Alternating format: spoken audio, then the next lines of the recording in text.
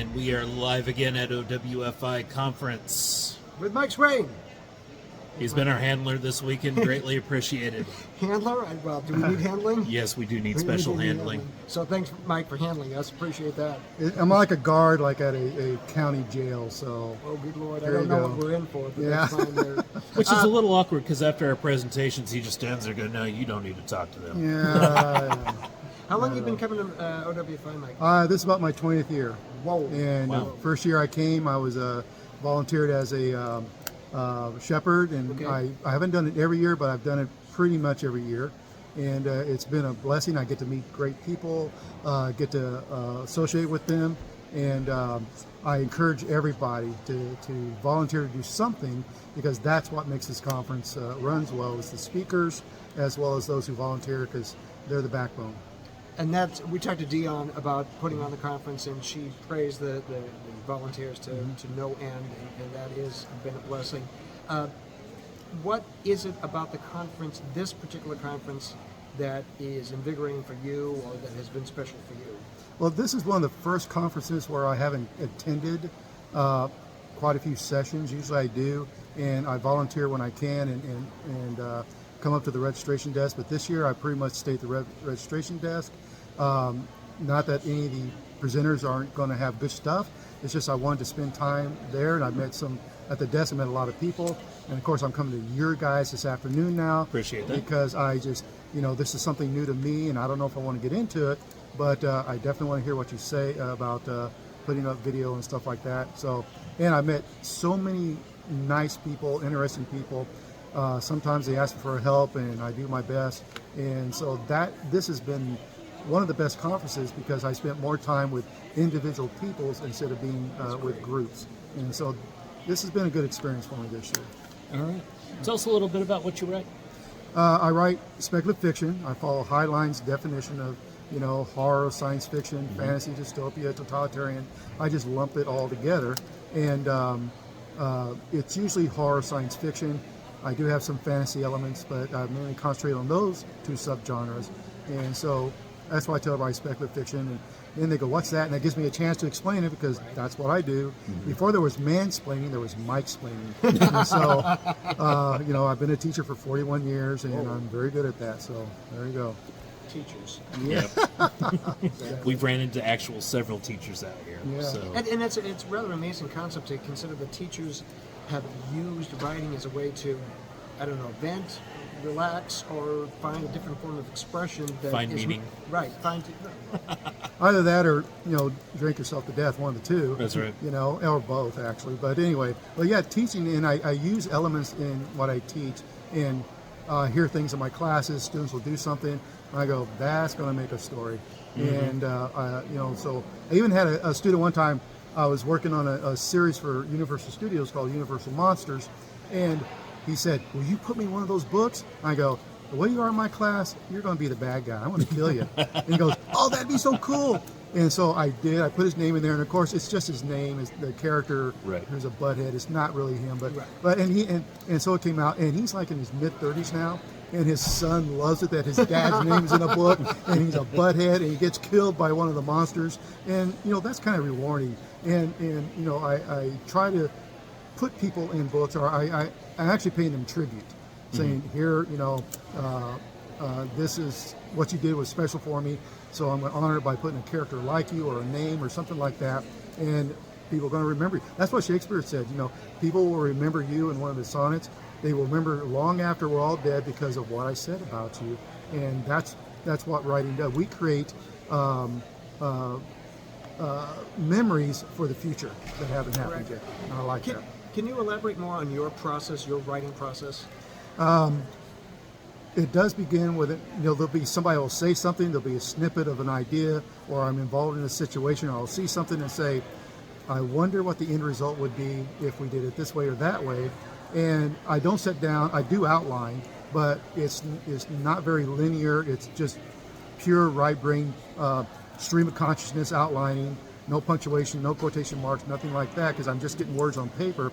Then I go back and start dissecting it, pulling it apart, parsing it to find out what I need to do here and there.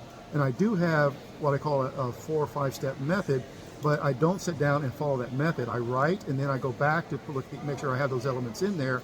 And that's what I teach when I go to conferences or I teach in my classes. Is this is not a guide to write a perfect story. Right. This is just it's just something that you go back and double check this stuff, and see if you have it in there. If not, see if you can add it in there somewhere along the line. Because I tell people when I do give presentations, I'm not going to tell you how to write. I can't. I don't say you have to do this, this, and this. As I hear some speakers say, this is my process. What I've learned, I can articulate it now after 30 years of publishing, and you take what you glean out, what is good for you, throw away the crap you don't like, and I'm okay with that because when I'm up here teaching, I'm in the choir too, and I'm preaching to myself, and this helps me to understand the way I write by talking to you about it and presenting it to you. And through that, they gleaned a little bit of knowledge and things that work for them that don't work for them, and then they figure it out. Exactly, and I've had graduate school creative writing teachers say that if I didn't do it this way, I would never be published. Yeah. And I've had 15 more books published than they have. And that's the funny thing too, because when you come to a writers' conference and you hear all the different perspectives, all the different styles, all the different methods, you're like, well, which one should I use? Find yours, not theirs. Take bits and pieces. I mean, it's like cooking. Sometimes you'll follow the recipe to a T, and sometimes you go, you know what? I need less salt in that. I need more oregano. Exactly. You know? Yeah. And that's exactly the process. Yeah. To me, recipes, because I like to cook, they're suggestions. Wait, you like to cook? I like to cook. Oh, We my like to goodness, cook. There you go. We ought to do a cooking show. We on should that, do you a know? cooking for show. sure. And I mean, and I have to kind of watch it because I'll put jalapenos on jalapenos Nice. in chili, and so I have to kind of tone it back. But recipes are suggestions. Creative writing classes and how to write, the books, how to write. They're suggestions. They're not imperative. And I'll take what I like, and I've been doing it long enough to know I know real quick what I like, and I just ignore the rest because that's what works for them. Yeah. And that's the way I approach it too. Excellent. Yeah. And all the people that are listening right now that have heard me drone on about Hero's Journey, hey, Oh yeah, Joseph Campbell. Every story. I mean, Hercules is Gilgamesh, is Superman, is Batman. Yep. It's it's like I think it was Aristotle said there's two plots: simple and complex. Simple is the one that everything turns out in the end well. Complex is the tragic hero who learns that he screwed everything up and killed his whole family and himself, and that's really basically it. And I teach that with my students in my literature classes, my writing classes. It's all the same stories told over and over again.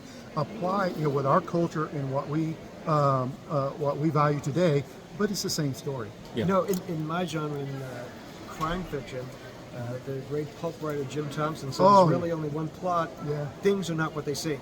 Right. And Exactly. again, find that kernel, find that nugget Right. that works for you, and I think you can run with it. It winds up staying in the back of your mind. Right. It winds up being the impulse for how you write, but you never verbalize it. It just happens. I mean, we talked about the hero's journey in one of our earliest episodes. Sure. Yeah, Okay. I saw it, But yeah. it's something that you can analyze, but it's nothing that you go, hey, let me write and put the outline for the hero's journey. Yeah, No, it just step one, happens. step two, It three, yeah. happens. You know it. And a lot of it is subconscious. I'm making a conscious effort to use my subconscious, and because it's in there. And I've read Joseph Campbell ad nauseum, and it's a hero with 1,000 faces, and I know that, and it's in there, and it comes out. And then when I go back and look at it, I go, wow, that's not too bad. I want to add this other element to it to make it more 2024, so people can associate today, and maybe I'll put something in there to add to the mythos that somebody else will say, hey, we need to add that in. That's there. right. Yeah. That's right. You got any projects you want to talk about? I'm finishing up a novel this year called Pop and Jay, and basically in a nutshell, in today's society, the first step into adulthood for teenagers is to get that driver's license. You go take a state, you practice, you take a state exam. The state awards you a driver's license if you pass it. In Pop and Jay, it takes place about 200 years in the future. It's dystopian, and there's been a great gender battle, literally battle, a gender war, and they have created the true, perfect gender society. And the test for adulthood is that you go through school, you graduate right before you're 16. Then you go to seminary, where you learn what your true gender is, because all children in this society are born genderless. They use a hormone inhibitor to stop the production of gender, so that when you're 16, you go through testing, you go through classes, and it's revealed to you what your true gender is. You go into a chrysalis, you go into stasis. They put in a synthetic embryonic fluid with the right chromosome, so you are reborn either true male or true female. And again, the result is gender wars. I have one thing I emphasize when I teach is there has to be a catalyst event that starts all of this. And I didn't come up with that part of the story till after I started writing the story. So what happened to start this, where all children are born asexual, which is possible. I did a lot of medical research as well.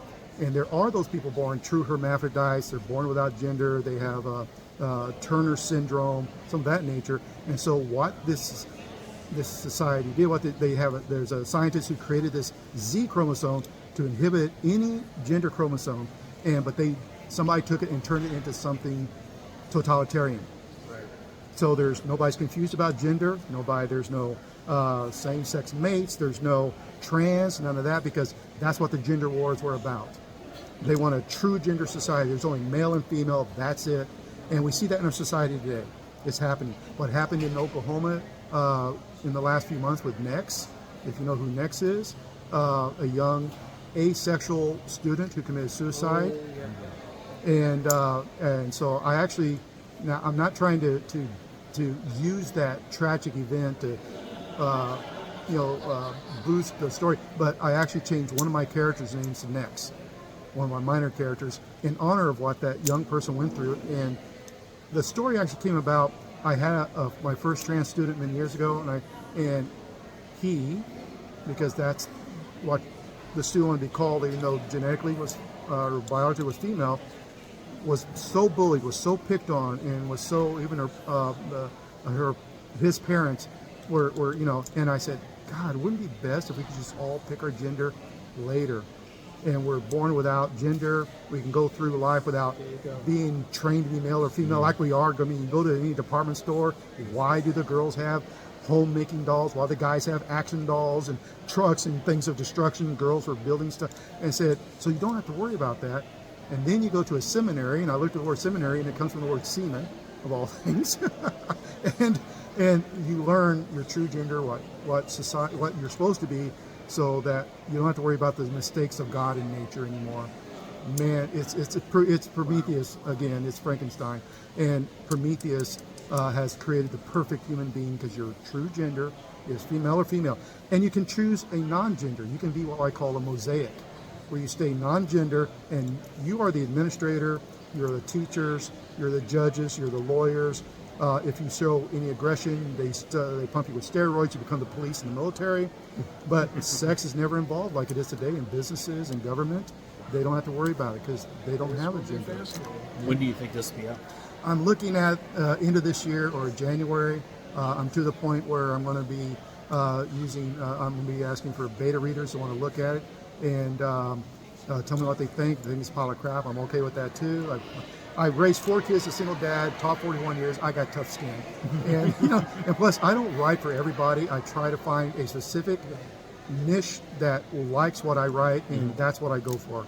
All right. Now, you're also known for your road travels on your motorcycle. How does that inform your writing, or how does your writing inform your road travels?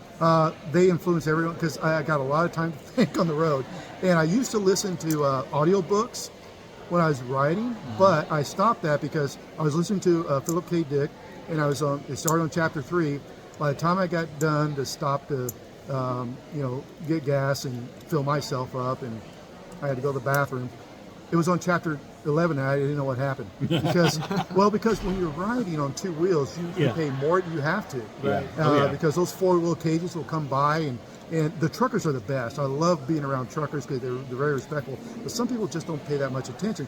So I listen to music, and in the music, I'll hear something in the song, or I'm thinking about something, and all of a sudden there's a song that's related to a story, and I'll hear my characters talk, and I'll see a scene off on the side, and I go, that's got to be in there, like C.S. Lewis and Tolkien did, where they grew up, and their fantasy stories are, You can take Raleigh, you can take a trip through Scotland just by reading Harry Potter. Okay. Wow. So that's how it influences. And I go to slower pace, of course, when I ride, and I go through, I call it the roads to Elswither, because they're off the beaten path, and I go through small towns, meet people, and because the way I attire myself, they don't see many people like me. And so it's cool that they talk and they want to know, why do you dress this way? What are you doing? Right. And they're always respectful, and I get to meet people, and I go, that's an aspect of a character I want to put in the book right there. That's awesome. Yeah. So everything for you is a journey. Writing is a journey. Being on the road is a journey. I think my mom must have read me Joseph Campbell wise. In the she must say, hey, here, you got to do this. And so, because it's been that way ever since. See, kids, Joseph Campbell matters. It does, yeah. I'm getting that on a t-shirt. Oh, yeah. Do you have any other books out? I do. I'm self-publishing a series I call Fairy Tales, and they're just a series of stories. I have Vomit 1 and Vomit 2, you know. And they're short stories that take place in Junebug, Oklahoma, 74666, where hell comes sweeping down the plains, in the shady 580, which is 580 Southwest Oklahoma. Hell comes to Oklahoma. It does, and they're very. Some of them are very violent. Some of them are just out of this world. Like it's just the most. They're based on Grimm. They're not based on Grimm's fairy tales. I hate that term. It's Grimm household tales. That's why I call it fairy tales, because everybody mispronounces Grimm's as fairy tales, and there's not a lot of fairies in those stories. They're folk tales, and the Grimm brothers stories are very violent to teach society and children what you should and should not do. And so I've taken that concept and applied it to fairy tales, and there's all sorts of things like guys go fishing with, their wife is missing, but they have this great bait they like to go fishing with. Okay? And, or a kid who wants to be popular in his neighborhood, so he's going to step on a crack. Ooh. To prove to his neighborhood buddies that superstitions are not, they're real. So he looked for a crack in front of his house with his mother there, and so you can figure that out. And there's all sorts of things like that. Or one guy, this guy's upset because his wife, that he had a mail order bride from Russia, and they put salt in absolutely everything, and he's tired of the salt, so he teaches her how to cook. And you'll have to read the story about what he's cooking with. And even when he takes a bite, he realizes it's too much salt, and that's the name of it, too much salt. So it's all these tales, and I call it tales of mayhem, murder, macabre, and mirth, because they're horrific, but they're supposed to be funny at the same time. So I try to apply humor to the horror that I write as well. And where can people get this? They can go to my website, lmgswain.com. In fact, I have a novella out, fairy tale, it's called Shadows, written by Edwin A. Dark. And it's about a guy who, and I'm not giving away a plot, but it starts out with him saying he doesn't understand why he's on trial for murder. He didn't kill his wife. He didn't kill all those children in Junebug. And he didn't kill the policeman coming after him. He killed the one entity that killed all of those people, murdered them brutally. He killed his shadow. Because his shadow is the one doing all the evil. The shadow knows. Yeah, Okay. exactly. Okay. Here we go. That's Awesome. great. Yeah. Well, hey, buddy, thanks for hanging with us. This has been a blessing, man. I'm so happy you guys Appreciate have you. me. Yeah. And thank you for introducing us. And he's going to be introducing us again later this afternoon. We'll be doing the podcasting episode. Right. We will share your links with us, and we'll share them with you folks. Tiki Man the Viking signing off at OWFI. Take care. All right. Bless you. Tiki Man and the Viking Podcast, brought to you by Rumination of Thunder Media. The following intro and outro music was used for this media project. The music Find Them by Alexander Nakrata. Free download from filmmusic.io. License Creative Commons Attribution 4.0 International.